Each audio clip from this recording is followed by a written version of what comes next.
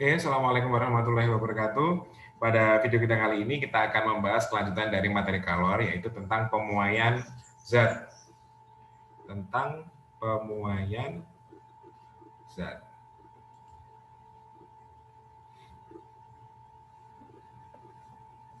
Pemuaian zat. Nah, di sini kita tahu bahwa zat itu ada 3 jenis. Yang pertama ada zat padat, kemudian ada cair, sama ada gas. Nah, untuk zat padat nanti kalau misalnya kita punya sebuah kawat, kalau kita panjangkan, kita panaskan, otomatis kan dia akan mengalami yang namanya mengalami pemuaian panjang. Jadi kalau misalnya zat padat itu dia akan mengalami pemuaian panjang, kemudian pemuaian luas dan pemuaian volume. Tetapi kalau misalnya kita zat cair itu hanya mengalami pemuaian volume. Sama seperti dengan gas. Gas itu dia juga mengalami pemuaian volume. Pemuaian volume pada gas itu lebih spesifik karena nanti akan dibahas pada ada babnya sendiri terkait tentang teori kinetik gas. Ada beberapa hukum yang mempengaruhi tentang pemuaian gas, yaitu ada hukum Boyle, hukum Gay-Lussac, ada hukum Boyle-Gay-Lussac gabungannya, atau ada hukum gas ideal seperti itu. Pada bahasan kita kali ini kita akan membahas tentang pemuaian panjang, muai luas, sama muai volume. Yang pertama akan kita bahas adalah muai panjang. Untuk contohnya kita akan cari zat padat saja. Jadi nanti kalau misalnya volume kan, kalau misalnya zat cair kan dia hanya mengalami pemuaian volume, kurang lebihnya sama. Kita mulai dari pemuai panjang. Oke, misalnya di sini saya memiliki sebuah kawat. Kawat ini dia memiliki panjang L0.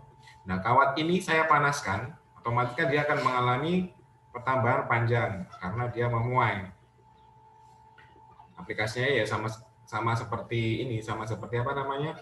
Kalau pada waktu kita SD dulu, kita diajarin kalau misalnya kabel listrik itu kenapa kok harus dibuat melengkung supaya pada waktu panas dia tidak putus seperti itu, karena kan mengalami pemuaian akan bertambah panjang. Kalau dingin berarti dia akan menyusut seperti itu. Oke, di sini ada panjang awal, ada L0, dan kemudian setelah dipanaskan dia akan muncul L. Nah, L itu panjang setelah dipanaskan. Jadi kan di sini ada terjadi selisih panjang. Selisih panjang itu berarti dia adalah delta L. Besarnya delta L berarti kan otomatis sama dengan L dikurangi dengan L0 kan ya, seperti itu. Nah, ada unsur lain dari delta L. Delta L itu adalah pertambahan panjang akibat pemanasan itu dipengaruhi oleh panjang awal dikalikan dengan perubahan suhu dan dikalikan dengan karakteristik dari bahan atau koefisien muai panjang benda tersebut. Jadi kalau misalnya aluminium, dia akan memiliki karakteristik muai panjang yang berbeda dengan perunggu seperti itu. Jadi berbeda-beda. Jadi besarnya delta L itu adalah L0 dikalikan dengan delta T dan dikalikan dengan A. Delta T itu adalah selisih panjang akhir dikurangi dengan panjang awal, pasti kan, otomatis. Kemudian kalau yang alfa adalah koefisien muai panjang, seperti itu. Nah, sekarang kita akan substitusikan nilai delta L sama dengan L0, delta T, dan alfa. Sedangkan delta L sendiri itu kan L dikurangi L0. Kalau kita substitusikan berarti dia L dikurangi dengan L0 itu sama dengan L0 delta T dikalikan dengan alfa. Makanya nanti saya taruh di depan.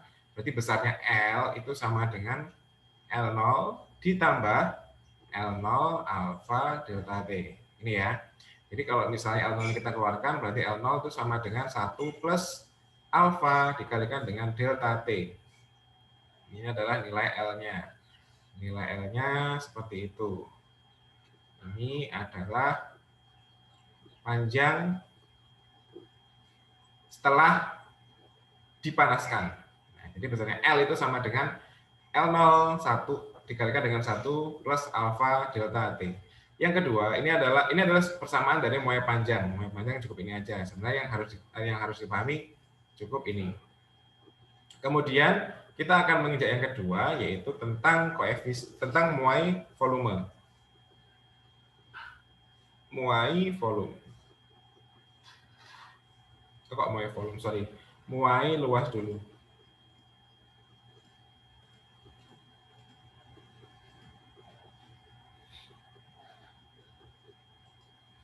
Muai luas.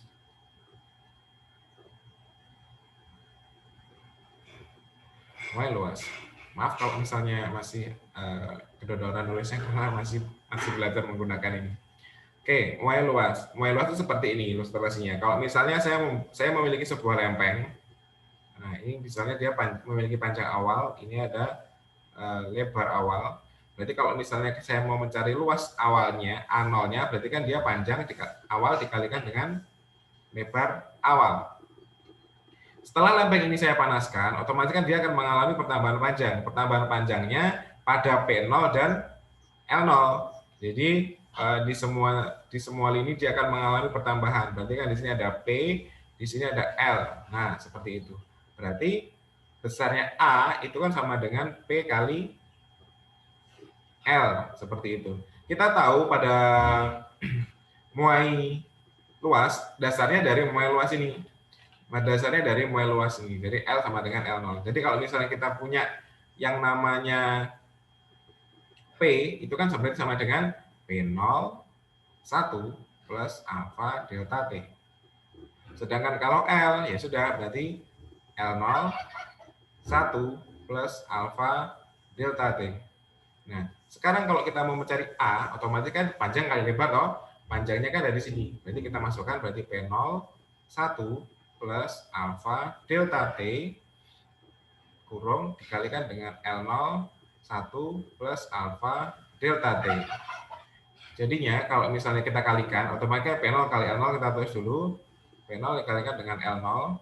Nah, terus ini dikalikan apa namanya? Kalikan pelangi itu seperti ini. Saya ganti warna.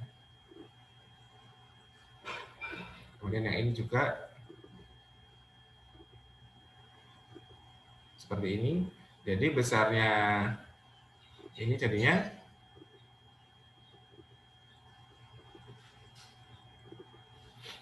besarnya P0 kali L0. Berarti kan 1 kali 1, 1 plus 2 alfa delta T plus alfa kuadrat, ini delta T, alfa kuadrat kalikan dengan delta T kuadrat, seperti ini. Nah, jadinya seperti itu kalau kita kalikan. Nah, kita tahu perkalian dari P0 kali L0, P0 kali 0 kan, P0 kali L0 kan ini, nanti kan A0 kan. Jadi diperoleh A0. Nah, sini 1 plus 2 alfa delta T. Nah, di sini dicukupkan sampai di sini. Kenapa dicukupkan sampai di sini? Nilai alfa koefisien muai panjang itu nilainya sangat kecil sekali. Jadi kalau nilainya sangat kecil, terus kemudian dia dikuadratkan, otomatis kan dia nilainya semakin kecil. Jadi seperti itu. Jadi pertambahan dari alfa kuadrat plus delta T kuadrat itu akan ditiadakan. Maksudnya dia tidak akan memberikan efek yang besar pada pemuaian tersebut. Jadi cukup menjadi A sama dengan ini. A sama dengan 0, 1 plus 2 alfa delta T. Oke, di sini. Nah, nanti kita akan cari tahu hubungannya alfa sama 2 alfa. Itu yang ketiga. Saya jelaskan dulu yang ketiga. Ini silakan nanti diulangi lagi. Untuk muai luas seperti ini, awalnya dari sini. Kemudian untuk muai volume yang ketiga, muai volume.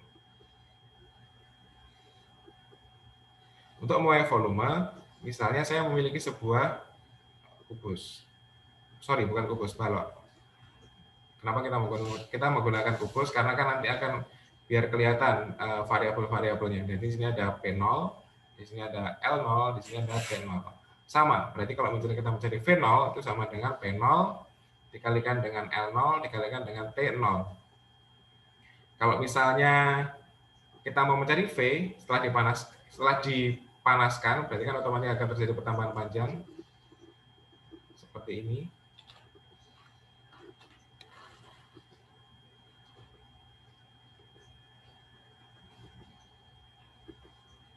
Nah, di sini akan muncul P L kali dengan T.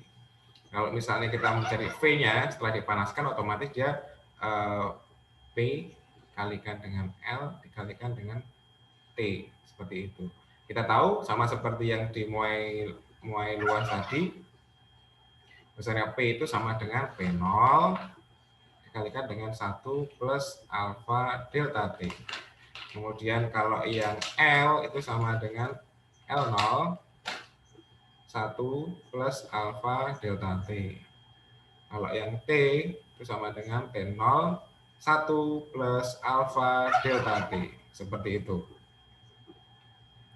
Nah, kita sudah tahu nilai P kali L kali T. Kita akan cari nilai V-nya. Otomatis V-nya. V itu sama dengan panjang kali lebar kali tinggi. Berarti P-nya adalah P0 1 plus alfa delta T dikalikan dengan L0 1 plus alfa delta T dikalikan dengan T0 1 plus alfa delta T.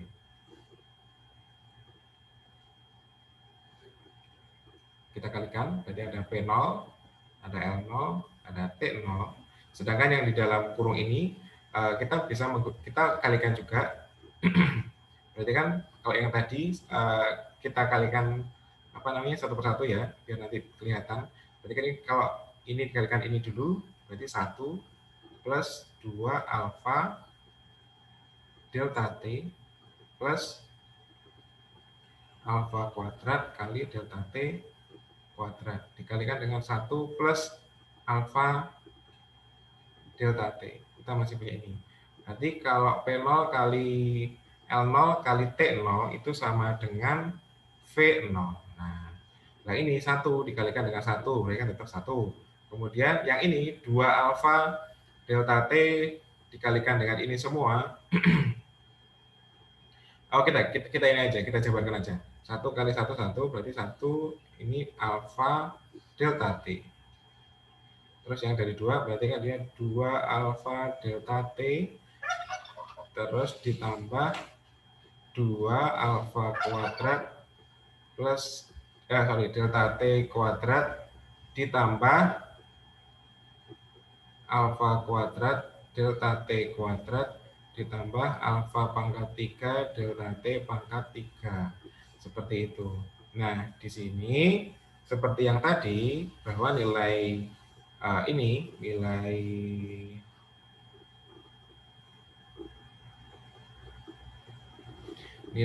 nilai dari pengkuadratan alfa sampai ke bawah ini, itu kan nilainya akan sangat semakin kecil. Nah, jadi kita tinggal ini aja, alfa delta T ditambah dengan 2 alfa delta T. Jadinya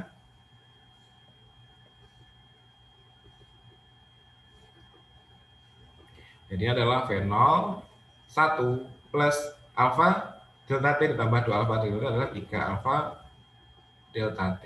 Nah, ini adalah rumus dari pertambahan volume suatu zat. Nah, ini. Sekarang kita akan simpulkan. Jadi kan kita tadi sudah memiliki 3 persamaan, yaitu ada koefisien Y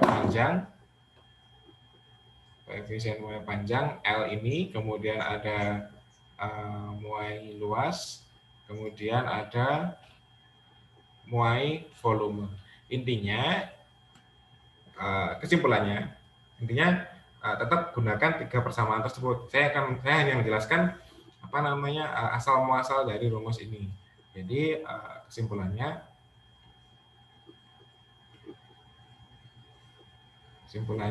gunakan 3 rumus ini aja. Jadi ada L sama dengan L0 1 plus alfa delta T, kemudian ada ada A, luas dulu, ada A, itu sama dengan A0 1 plus 2 alfa delta T.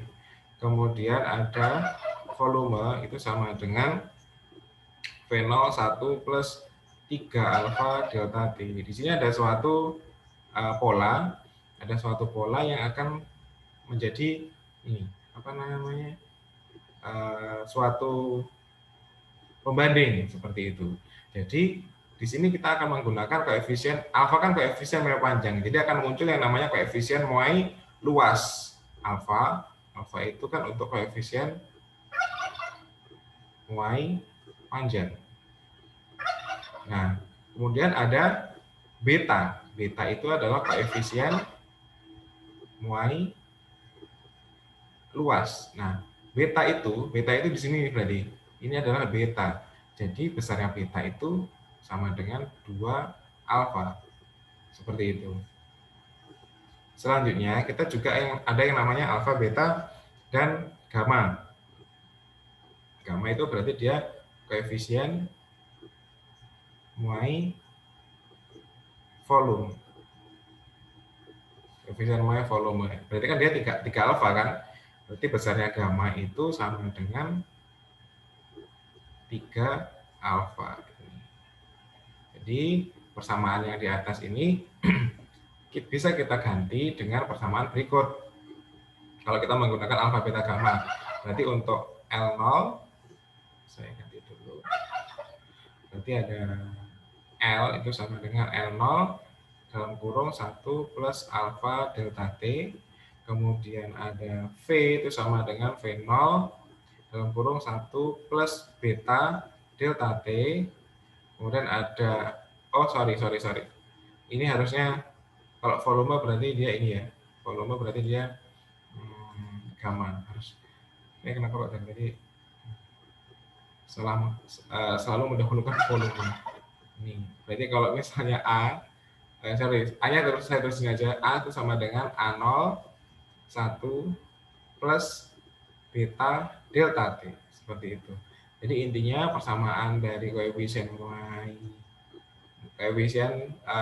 muai pada zat padat itu kita menggunakan 3 persamaan ini. Sedangkan untuk pemuaian volume pada zat cair berarti kita menggunakan V sama dengan V0 1 plus gamma delta T. Yang harus dipahami, yang harus dicatat itu adalah 3 rumus dasar ini. Kemudian ada alfa, kemudian ada beta itu sama dengan 2 kali alfa. Kemudian ada gamma itu sama dengan 3 kali alfa. Jadi kalau diketahui beta, jangan langsung hubungannya beta dengan gamma, tetapi kalian cari tahu dulu besar nilai alfanya berapa, kemudian alfa diketahui langsung digantikan dengan 3. Itu akan ketemu yang namanya gamma. Oke, seperti itu. Semoga penjelasannya bisa memudahkan. Untuk selanjutnya, kita akan belajar latihan soal. Latihan soal akan saya share setelah video ini. Terima kasih untuk perhatiannya, semoga bermanfaat. Saya akhiri. Assalamualaikum warahmatullahi wabarakatuh.